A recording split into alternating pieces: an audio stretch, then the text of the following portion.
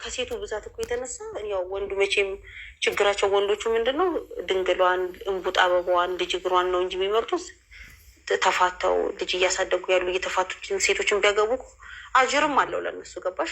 ምንም ጥያቄ የለም። ልጅም የቲም አይሆንም። ልጅም የቲም አይሆንም፣ አጅርም አለው። ምንም ጥያቄ የለው። እሱም ቢያገቡ ተነገና ሴት ስንት እኮ ያላገባል። አሁን እኛ ያገባን ስለምናይ ነው። በነገራችን ላይ እቺ ሴት በጣም ጥሩ ነገር ነው የተናገረችው። ምክንያቱም አንድ ወንድ ልጅ የፊት ሚስቷ ብትሞቱበት ራሱ ወንዱ ልጅ ባህሪ ምናልባት የ18 ዓመት ሴት ወይንም የ20 ዓመት ሴት ነው የሚፈልገው። ግን ወይንም ባል የሞተባት ሴት ወይንም እንገዳ የተፋታች ሴት እሷን አይፈልግም። የወንድ ባህሪ ያው ታውቃለች። እቺ ሴት በጣም ጥሩ ነገር ተናገረችው።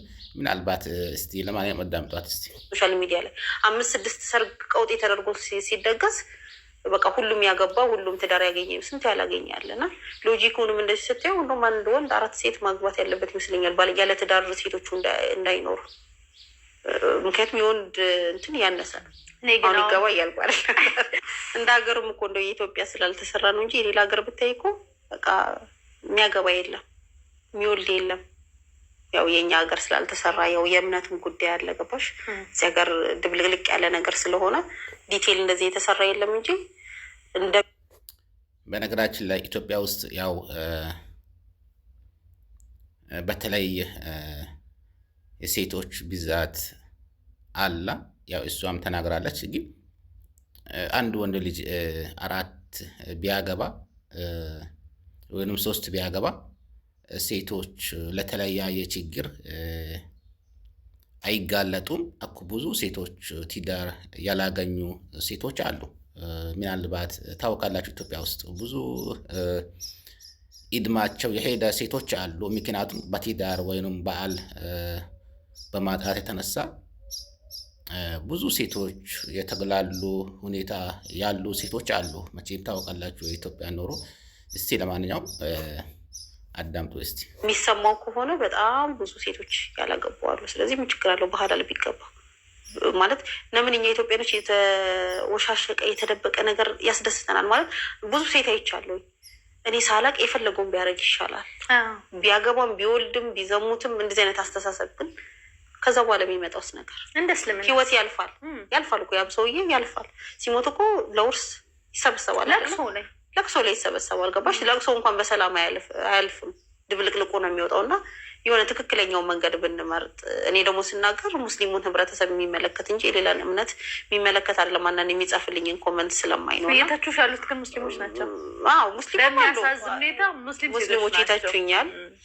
እንግዲህ ከኔ ጋር አይደለም ችግራቸው፣ እነሱ ማወቅ ያለባቸው ከአላህ ጋር ነው። አላህ የፈቀደበት ምክንያት አለ። እምነታቸውን እየተቹ ለሌላ ሰው ክፍት ነገር እየተው በእርግጥም አንቺን የሚተቹ ሴቶች ባላቸው ሁለተኛ ሚስት ለማግባት ማይፈልጉ ሴቶች ናቸው የሙስሊም ሴቶች የሚተቹሽ እንጂ በተለይ አንቺ የተናገርሽው ንግግር ያው ወንዶች ይገድፉታል፣ ይወዱታል።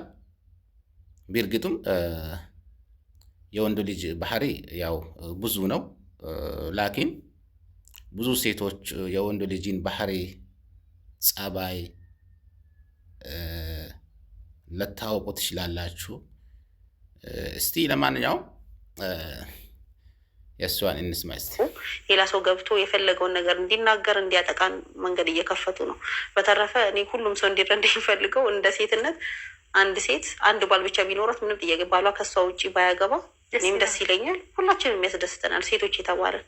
ግን አላህ ደግሞ ስለሚያውቅ ነው ይሄን ነገር ያደረገው። በምክንያት ሆነ ያለ ምክንያት ይሄ ነገር ህይወታቸው ውስጥ አፕን ቢያደርግ ስለ ቤተሰብ፣ ስለ መንደር፣ ስለ ሌላ ሰው አይደለም መጨነቅ ያለባቸው። ስለ ትዳራቸው አብረው ስንት ነገር አሳልፈው የመጡት የራሳቸው ህይወት ስለሆነ ውሳኔያቸውን፣ እያንዳንዱ እርምጃቸውን ረጋ ብለው ሰከን ብለው እንዲያስቡ ትፈልጋለሁ። በአንዴ ቤታቸውን እንዲያፈርሱት አልፈልግም። አሁን እኔ ሁለተኛ ሆኜ ባፍርስ ማነው ተጠቃሚ? አልፈልግም ብዬ በወጣ ልጆቼን ይዤ እወጣለሁ። ስብስብ ብሎለት ይቀመጣል አይደለ? እሷ ብቻ ይሆናል። ከዛ ደግሞ ሌላ ማግባት ሊያስብ ይችላል። በነገራችን ላይ በእኛ አካባቢ አንድ ሚስት ባልዮ ሌላ ሊጨምርበት ፈልጎ ያው ነግሮታል። ግን ያው እሷ ደስተኛ አልሆነችም። ያው ልጆችን ጥላ ወደ ሌላ ቦታ ሄዳ ተቀምጣለች። ግን ዞሮ ዞሮ ያው እሱ ማግባቱ ስለማይቀር ተመልሳ ያው ወደ ቤት ገብታለች። ብዙ ሴቶች ባህራቸው ይለያያል፣ የወንዶችም ይለያያል፣ የሴቶችም ይለያያል። ግን እኔ አባባሌ ያው አንድ ወንድ ልጅ 3 ቢያገባ 2 ቢያገባ ባይነኝ። ምክንያቱም ወንድ ልጅ በአንድ ሚስት ይቆማል ማለት ይሄ ውሸት ነው። በእርግጥም አንድ ሚስት ያው ትኖረዋለች። ግን ቀልብ ውስጡ ላይ የውጭ ሴቶችን ማያት ይፈልጋል የወንድ ልጅ ባህሪ። ከዛ ሁሉም 2-3 አድርጎ በሌላ በሐራም ባይገባ ባይነኝ። ምክንያቱም 2 ሚስት 3 ሚስት ካሉት ያው ሌላ ዞር ብሎ አያዩም። ለማንኛውም ያንቺ ንግግር ጥሩ ነው። ልጅ አያርፍም እኮ እሷም እንደዛ በቃኝ ብላ ትታ ብትወጣ መቅዲ ተሳካል።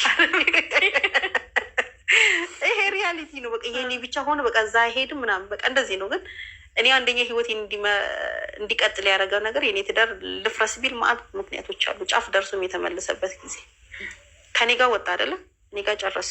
መቅዲ ጋር ሲመጣ ይሄ የመቅዲ ቤት ነው፣ የመቅዲ ኢንቫይሮንመንት ነው እና እንበላለን፣ እንጠጣለን፣ ለልጆቹ መደረግ ያለበትን ነገር ያደርጋል። ከሴቱ